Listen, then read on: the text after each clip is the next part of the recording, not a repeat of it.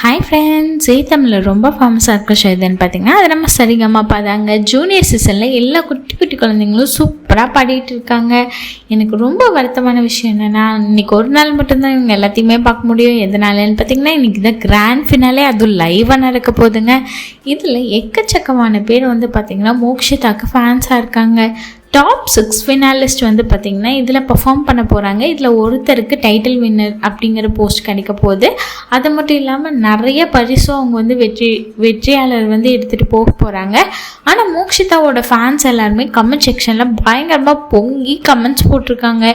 எதனாலன்னு பார்த்தீங்கன்னா மோக்ஷிதா பயங்கரமான டேலண்டான இருக்கிற ஆள், அவங்கள நீங்கள் எப்படி வந்து டாப் 6 கண்டஸ்டண்ட்டாக உள்ளே கொண்டு வரலாம், நான் வந்து பார்க்கவே மாட்டேன் நீ ஷோ அப்படின்னு சொல்லிட்டு பயங்கரமாக எல்லோரும் நெகட்டிவாக கமெண்ட் பண்ணியிருக்காங்க.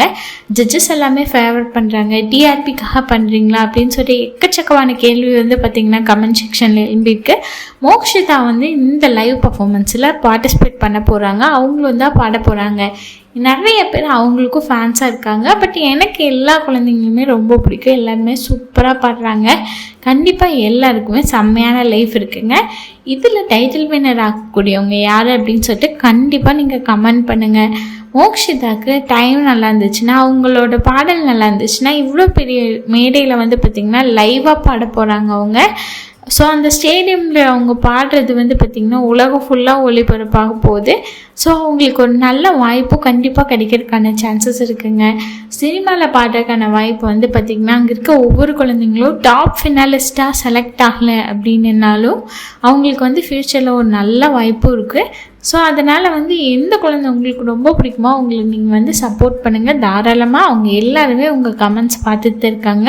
அவங்க இன்டர்வியூவில் அதுதான் சொல்லியிருந்தாங்க, எல்லோரும் எங்களுக்கு சப்போர்ட் பண்ணுறது எங்களுக்கு பயங்கர மோட்டிவேஷனாக இருக்குது அப்படின்னு சொல்லிட்டு.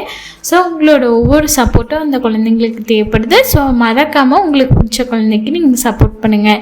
உங்களுக்கு யார் ரொம்ப பிடிக்குமோ அவங்களோட நேமை கமெண்ட் செக்ஷனில் லீவ் பண்ணி ஒரு ரெட் கலர் ஹார்ட்டை கமெண்ட் பண்ணுங்கள். மறக்காமல் இந்த வீடியோ பிடிச்சதுன்னா லைக் பண்ணுங்கள், ஷேர் பண்ணுங்கள், சப்ஸ்கிரைப் பண்ணுங்கள்.